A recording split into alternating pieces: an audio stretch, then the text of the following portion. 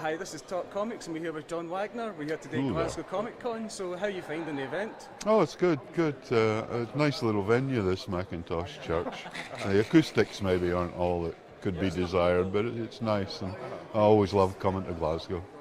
What do you think about the comic scene up here? What's your opinion on it? I have no opinion. I don't know enough about it, but there seem to be there's a lot of independence at the moment, aren't there? And I think a lot of things spun off. What was it called? Electric Soup. Electric Soup. Yeah, and from there everything seems to have broadened, and there does seem to be quite an interesting independent industry. I don't know how well many of them are doing. I imagine much of it is on a shoestring. And of course, the big interest right now is Judge Dredd, of course, with the film on the way. Yeah. I believe you've seen it. What can you tell us about it? I'm not allowed to tell you that much because I've signed a non-disclosure agreement. But I mean, you've probably read comments from me that I am pleased with it. I'm very pleased with it, actually. I mean, it's not War and Peace, but you wouldn't expect that. And I think they've done a really nice job. The acting is great, and Carl Urban is very good Dredd. Olivia Thirlby is a terrific Anderson, and the plot is basically Dredd. There's nothing that happens in that movie that's not Dredd, whereas in the first movie you'd be hard-pressed to find something that was. I think everybody just wants to pretend the Stallone version didn't exist. Yeah, it's a pity too, because their production values were great. Yes. They had the budget for it. It really was good. Yeah. And of course, there's the Judge Dredd epic going on just now, the Day of Chaos, where everything's changing. It seems to be the biggest epic since the Apocalypse War. Ever. So how did that come about? How did you decide to make such a shake-up with the Dredd universe? Well, partly it's because I find short stories really hard to write at the moment, because I'm sort of exhausted of ideas, and so I like to work on a broader palette.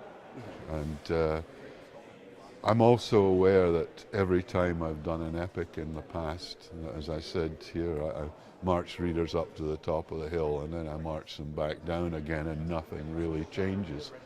And this time, thinking about it, I knew I couldn't do that again, because, well, it would piss everyone off.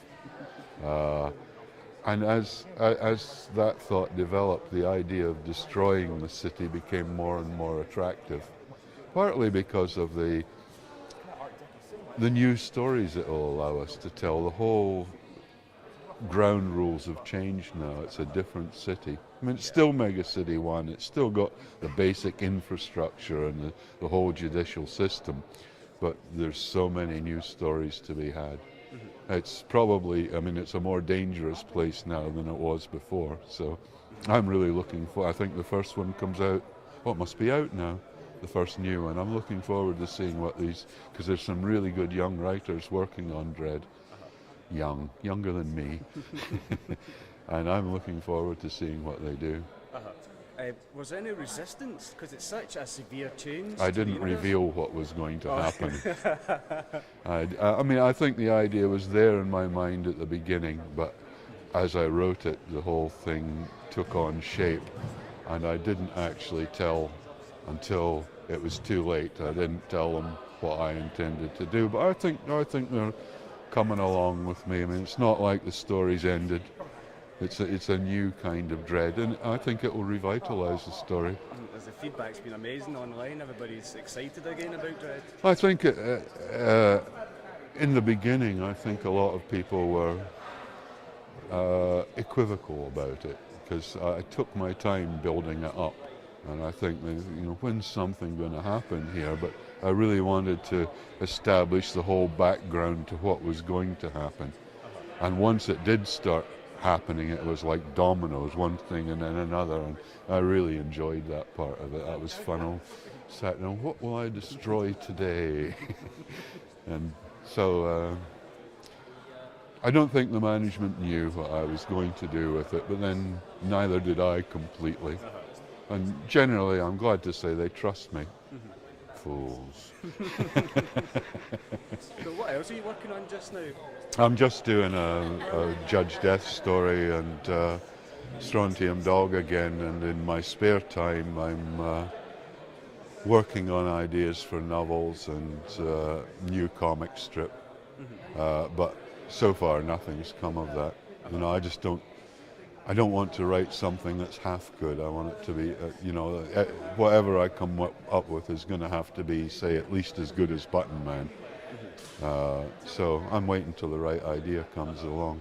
Is it true that the Button Man film project, there's some life in it again? Oh yeah. It's well, now that they've seemed to have appointed Nicholas Winding Refn. From Drive, of course. Yes, from Drive. I thought that's given it a great new impetus, and the fact that he actually asked for it.